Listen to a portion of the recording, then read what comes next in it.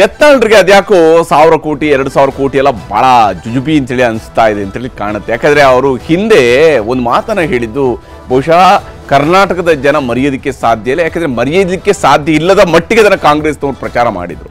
ಸುಮಾರು 2000 ಕೋಟಿ 2500 ಕೋಟಿ ರೂಪಾಯಿ ರೆಡಿ ಮಾಡ್ಕೊಂಡಿರೋಕ್ಕೆ ಹೇಳಿದ್ರು, ಮುಖ್ಯಮಂತ್ರಿ ಮಾಡೋದಕ್ಕೆ ಹೇಳಿದ್ರು ಅನ್ನುವಂಥ ರೀತಿಯಲ್ಲಿ ಅವರು ಮಾತನಾಡಿದ್ರು.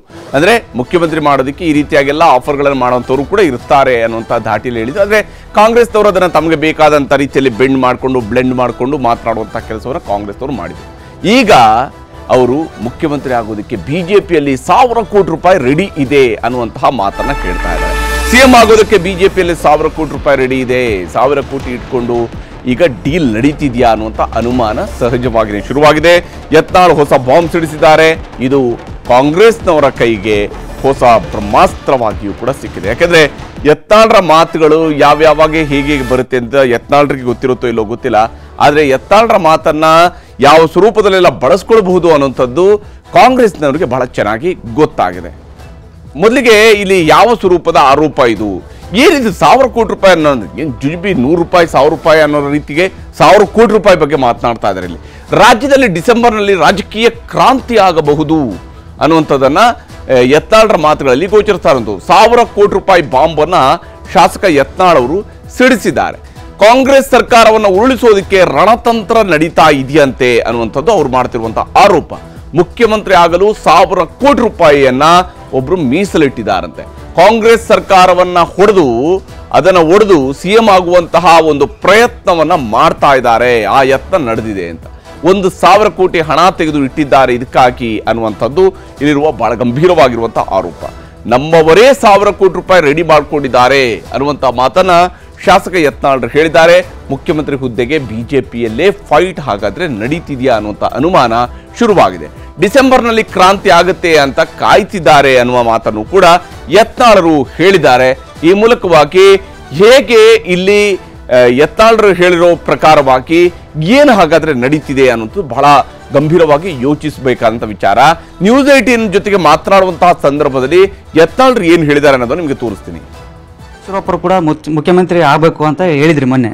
ಏನು ತಪ್ಪೇನ್ರಿ, ಎಲ್ಲರಿಗೂ ಆಗ್ಬೇಕು ಅನ್ನೋದು ಇದ್ದೇ ಇರ್ತದೆ. ಯಾರು ಹಣೆ ಬಾರ್ನಾಗ ಇರ್ತದೆ ಆಗ್ತಾರೆ. ಎಷ್ಟೋ ಮಂದಿ ಆಗ್ಬೇಕಾದ್ರೆ 1000 ಕೋಟಿ ರೂಪಾಯಿ ತೊಗೊಂಡಿಗೆ ರಿಸರ್ವ್ ಮಾಡಿಟ್ಟಾರ. ಕಾಂಗ್ರೆಸ್ ಹೊಡೆದು ನಾ ಮುಖ್ಯಮಂತ್ರಿ ಆಗ್ಬೇಕತ್ತ. ಡಿಸೆಂಬರ್ನಲ್ಲಿ ದೊಡ್ಡ ಕ್ರಾಂತಿ ಆಗ್ತದೆ ಕರ್ನಾಟಕ ಏನೋ ಹೇಳಿಕೆ ಕೊಡ್ಲಕತ್ತಾರಲ್ಲ, ಅದಕ್ಕೆ ಅವರು ರಿಸರ್ವ್ 1000 crores ಯಾಕಂದ್ರೆ ಕಾಂಗ್ರೆಸ್ ಹೊಡೆದು ತಗೊಳಕ್ಕೆ ನಮ್ದು ಯಾರ್ದು ಒಪ್ಪಿಗಿಲ್ಲ. ನಮ್ದು ಏನಿದ್ರು ಚುನಾವಣೆ ಆಗಬೇಕು, ಮತ್ತೊಮ್ಮೆ ಬಹುಮತದಿಂದ ನಾವು ಈ ಭ್ರಷ್ಟ ವ್ಯವಸ್ಥೆಯಿಂದ 17 ಮಂದಿ ಬಂದ ಮ್ಯಾಗೇ ಬಿಜೆಪಿ ಪರಿಸ್ಥಿತಿ. ಮತ್ತೊಂದು ಆಪರೇಷನ್ ಏನಿಲ್ಲ, ಓನ್ಲಿ ಜನರಲ್ ಎಲೆಕ್ಷನ್.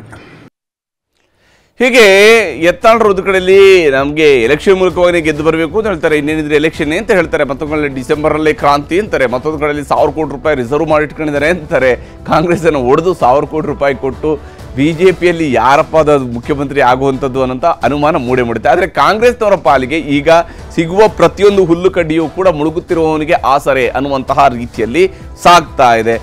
ಯಾಕೆಂದ್ರೆ ಕಾಂಗ್ರೆಸ್ನ ವಿರುದ್ಧ ಬರ್ತಾ ಇರುವಂತಹ ಆರೋಪಗಳ ಸರಣಿ ಬಹಳ ದೊಡ್ಡದಿರುವಾಗ ಯಾವಾಗ ಎದುರಾಳಿಗಳ ಮೇಲೂ ಕೂಡ ಒಂದಿಷ್ಟು ಆರೋಪಗಳು ಸಿಗ್ತಾವಲ್ಲ, ಅದನ್ನು ಹೇಗೆ ಬಳಕೆ ಮಾಡ್ಕೊಳ್ಬೇಕು, ಆ ಹುಲ್ಲು ಕಡ್ಡಿಯೂ ಕೂಡ ಬ್ರಹ್ಮಾಸ್ತ್ರ ಹೇಗೆ ಮಾಡ್ಕೊಳ್ಬೇಕು ಅನ್ನೋದು ಕಾಂಗ್ರೆಸ್ ಅವರು ಮಾಡ್ತಾ ಇದ್ದಾರೆ. ಯತ್ನಾಳ್ ಬಾಂಬ್ ಈಗ ಕಾಂಗ್ರೆಸ್ನವ್ರಿಗೆ ಒಂದಿಷ್ಟು ಕಸಿವಿಸಿಯೂ ಇದೆ, ಹಾಗೇನೆ ಅದನ್ನೊಂದು ಬ್ರಹ್ಮಾಸ್ತ್ರವಾಗಿ ಮಾಡ್ತಾ ಇದ್ದಾರೆ ಅವರು. ಮೂಡ ವಾಲ್ಮೀಕಿ ಟೆನ್ಷನ್ ಮಧ್ಯೆ ಯತ್ನಾಳ್ ಬಾಂಬ್ ಸಿಡಿಸಿದ್ದಾರೆ. ಬಹಳ ಮುಖ್ಯವಾಗಿ ಇಲ್ಲಿ ಕಾಂಗ್ರೆಸ್ನೊಳಗೆ ಕಿಚ್ಚು ಹೊತ್ತಿಸಿದೆ ಯತ್ನಾಳ್ ಅವರ ಈ ಹೇಳಿಕೆ.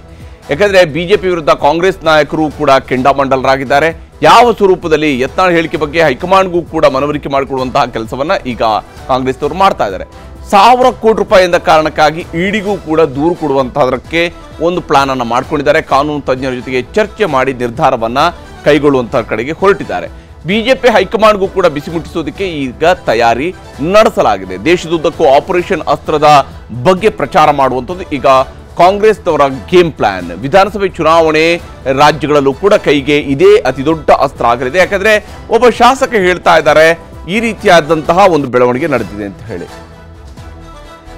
ಇನ್ನು ಈ ವಿಚಾರಕ್ಕೆ ಸಂಬಂಧಪಟ್ಟಂತೆ ಮತ್ತೊಂದು ಕಡೆಯಲ್ಲಿ ಸಿಎಂಗೆ ಮೂಡಾ ಟೆನ್ಷನ್ ಇರುವಂತಹ ಸಂದರ್ಭದಲ್ಲಿನೇ ಪರಮೇಶ್ವರ್ ಅವರ ಮನೆಯಲ್ಲಿ ಇವತ್ತು ಒಂದು ಸಭೆ ನಡೆದಿತ್ತು. ಆ ಸಭೆಯಲ್ಲಿ ಉಪಮುಖ್ಯಮಂತ್ರಿ DK ಶಿವಕುಮಾರ್ ಮತ್ತು ಗೃಹ ಸಚಿವ ಡಾಕ್ಟರ್ G ಪರಮೇಶ್ವರ್ ಇವರಿಬ್ಬರು ಕುಳಿತುಕೊಂಡು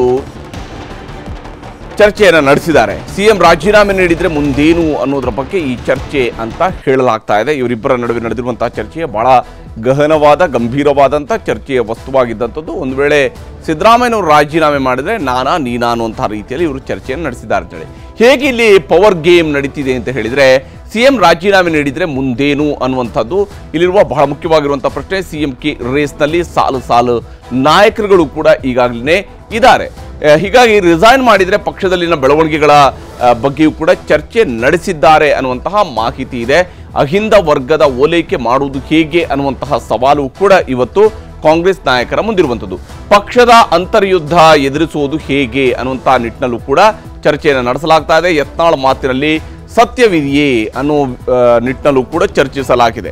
ಯತ್ನಾಳ್ ಮಾತು ನಿಜವೇ ಆದರೆ ಮುಂದೇನು ಅನ್ನುವಂಥದ್ರ ಬಗ್ಗೆಯೂ ಕೂಡ ಇವರಿಬ್ಬರು ಚರ್ಚೆ ನಡೆಸಿರುವಂತಹ ಸಾಧ್ಯತೆ ಇದೆ. ಯಾಕಂದರೆ ಇಬ್ಬರು ರಾಜಕಾರಣಿಗಳು ಕುಳಿತುಕೊಂಡು ಮಾತನಾಡುವಾಗ ಟೊಮೆಟೊಗೆ ರೇಟ್ ಇಷ್ಟ ಆಯಿತು ಅಂತೇಳಿ ಮಾತನಾಡುವಂತಹ ಸಾಧ್ಯತೆ ಕಡಿಮೆ ಇರುತ್ತೆ. ಅವ್ರದ್ದೇನಿದ್ರು ಕೂಡ ಪವರ್ ಪಾಲಿಟಿಕ್ಸ್ ಬಗ್ಗೆನೇ ಇರುತ್ತೆ. ಹೀಗಾಗಿ ಇಲ್ಲಿ ರಾಜ್ಯದಲ್ಲಿ ಆಡಳಿತದಲ್ಲಿ ಆಗಬಹುದಾಗಿರುವಂತಹ ಒಂದಿಷ್ಟು ಬದಲಾವಣೆಗಳ ಸಾಧ್ಯತೆಗಳ ಸುತ್ತಲೂ ಕೂಡ ಚರ್ಚೆ ನಡೆಸಿದ್ದಾರಾ ಅನ್ನೋದ್ರ ಬಗ್ಗೆ ಅನುಮಾನ ದಟ್ಟವಾಗಿ ಕಾಡ್ತಾ ಇರುವಂಥದ್ದು.